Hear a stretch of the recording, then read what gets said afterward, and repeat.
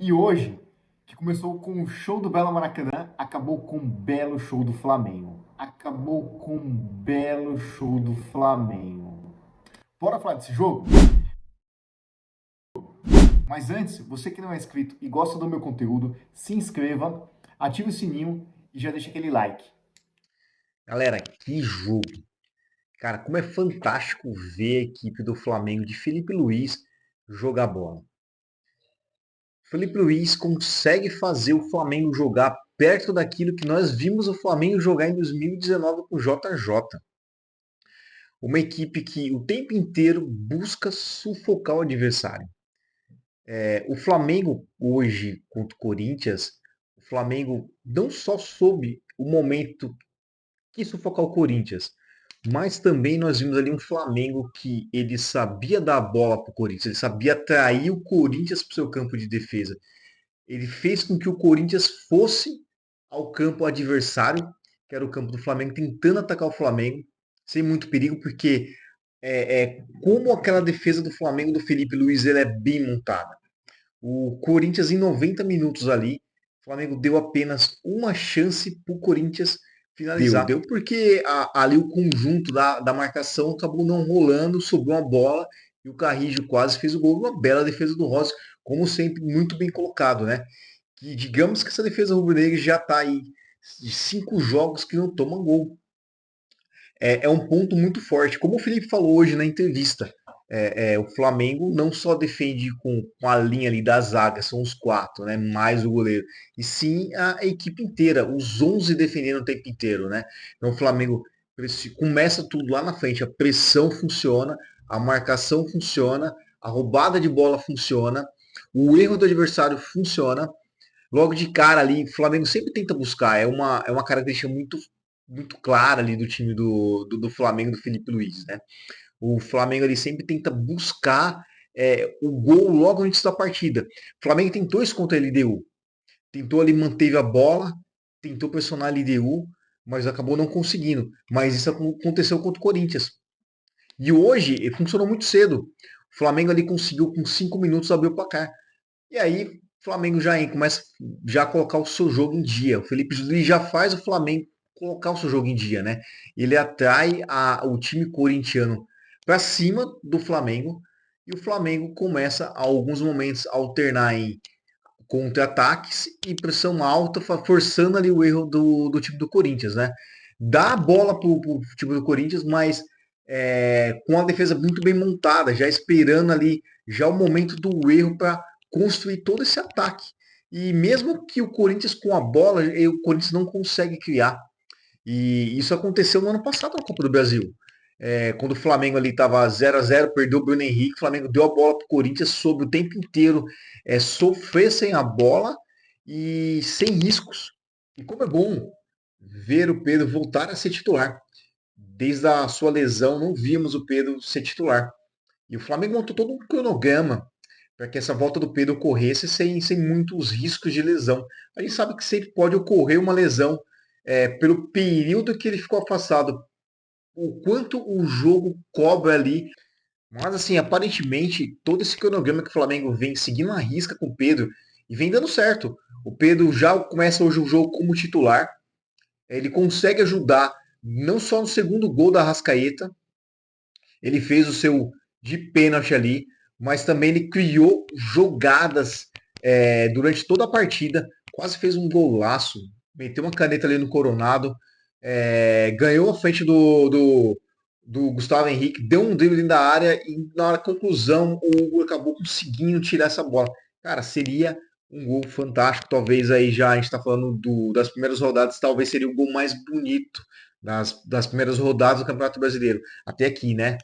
O Flamengo manteve o tempo inteiro aquela pressão alta, alternando em dando a bola para o adversário, buscando o contra-ataque e fazendo a pressão alta, forçando o erro do adversário para que conseguisse criar jogadas de perigo de gol.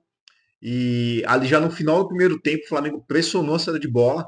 O Corinthians foi voltando a bola para a defesa, até que o Gustavo Henrique recua a bola para o Hugo Souza. E o Hugo, ao invés de estourar a bola, ele fez o que nós já vimos o Hugo fazer ali com a camisa do Flamengo, né? Errar a saída com os pés, entregar a bola no pé do Pedro e o Pedro acabar fazendo ali o terceiro gol. E é notório ali o Corinthians após o terceiro gol, eles se abatem e você vê o banco de reserva, a cara, a expressão dos jogadores do Corinthians sabendo que tá 3-0 a partida e pode que ser que o placar seja bem pior. Pode ser que seja uma das goleadas, as maiores goleadas dentro do clássico Flamengo e Corinthians. E no Maracanã, o Flamengo já conhece o Hugo. Sabe que se pesar ali no psicológico dele, ele vai uma hora entregar e falhar. E a torcida também já está no seu direito, né? Ele saiu ali do Flamengo, falou algumas besteiras no momento que estava melhor ali no Corinthians. E a torcida foi pegando no pé mesmo. E ele sentiu isso. Sentiu e falhou novamente. Hugo é isso. A imprensa paulista, a imprensa corintiana, na verdade, né? Que no momento que ele estava realmente muito bem ano passado, estava pedindo ele na seleção, mas não se dá para confiar em um goleiro, principalmente na seleção brasileira, um goleiro que tem erros bizarros na carreira. E são recentes, né? Ano passado falhou num lance muito parecido contra o Vitória e falhou hoje, novamente, contra o Corinthians, contra o Flamengo ali, no jogo no Corinthians. E nós vimos ali no Flamengo ele falhou ali contra o São Paulo também. É normal, a gente espera sempre que um goleiro ele tem uma falha numa saída de bola, ele tem uma falha num rebote ou numa bola defensável, mas o Hugo ele tem umas falhas muito bizarras. E na volta do intervalo, as coisas não mudaram muito. O Corinthians até tentou no início da partida colocar uma pressão, tentar fazer um gol logo de cara, para que pudesse correr atrás do placar. Mas o Flamengo deu a bola para o Corinthians, marcou bem, não deixou o Corinthians criar as oportunidades. Que o Flamengo faz muito bem isso aí, como eu comentei anteriormente. E o Flamengo consegue ali um quarto gol. E até então foi um lance que a gente não conseguiu perceber o pisão que acontecesse para fazer o pênalti. O Arrascaeta cai em campo, a gente começa a ficar até preocupado ali, poxa, o que será que aconteceu com o Arrascaeta? Devido a tantas lesões que o Arrascaeta teve nesses últimos anos e também já teve já no início da temporada. A gente acha até então que foi um lance de lesão e quando passa novamente ali a imagem na câmera, a gente percebe o pisão, que esse pisão, provavelmente um pisão, parece que não ali na câmera quando a gente olha, mas para quem joga futebol sabe quanto dói o pisão, né? O Flamengo criou várias outras oportunidades na partida, né? O, teve um lance muito claro com a Rascaeta na frente do Hugo e pressionado também pelo zagueiro do Corinthians naquele momento. Ele finalizou, o Hugo fez uma bela defesa, evitando o gol do Flamengo. O Bandeirinha chegou a dar impedimento, mas provavelmente se sair o gol, o VAR revisaria aquele lance e validaria o gol para o Flamengo, porque pela câmera deu para se perceber que o lance é um pouco ajustado, mas o Arrascaeta está um pouco atrás da linha de impedimento. Então, o Flamengo chegaria a mais um gol na partida. E o Arrascaeta hoje é o artilheiro do Flamengo e do Campeonato Brasileiro com 5 gols. O Arrascaeta também é o líder de assistência, acho que está empatado com o Alan Patrick, se eu não me engano, com 3 assistências. E disparadamente hoje, no Campeonato Brasileiro e no Brasil, o Arrascaeta novamente é o melhor jogador. E não só pelos números que eu falei, quando você pega todo o conjunto, quando você assiste o jogo do Flamengo, você vê o Arrascaeta jogando, você tem essa certeza do que eu estou falando nesse momento. E o Flamengo finalizou a sexta rodada na liderança. Após a vitória contra o Corinthians, o Flamengo já estava em primeiro, né? Mas precisava aguardar o resultado do jogo do Palmeiras. O Flamengo precisava que o Palmeiras tropeçasse. Um empate, uma derrota. O Palmeiras acabou ali perdendo para o Bahia dentro de casa. O Flamengo dorme na liderança dessa rodada. Não tem como ser ultrapassado por ninguém.